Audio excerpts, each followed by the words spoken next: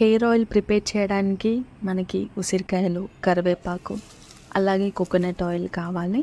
ముందుగా ఈ ఉసిరికాయలని నీట్గా క్లీన్ చేసి పెట్టుకొని తడి లేకుండా తుడుచుకోవాలి.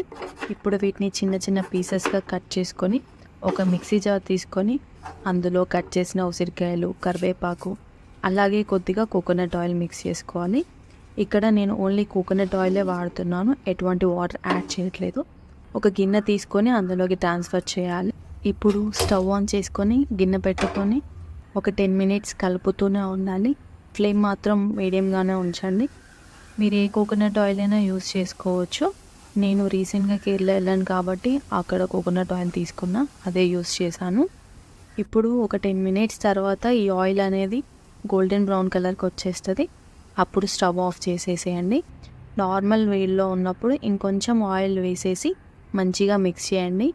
ఇప్పుడు కంప్లీట్గా కూల్ అయిపోయిన తర్వాత ఒక గ్లాస్ జార్ తీసుకొని అందులోకి ఈ ఆయిల్ని ట్రాన్స్ఫర్ చేయండి. ఈ ఆయిల్ మీరు వీక్లీ ట్వైస్ యూస్ చేస్తే బెటర్ రిజల్ట్ ఉంటుంది. ఐ హోప్ ఈ వీడియో మీకు నచ్చింది అనుకుంటున్నాను. Thank you for watching. Please like, share, subscribe Shruti blogs.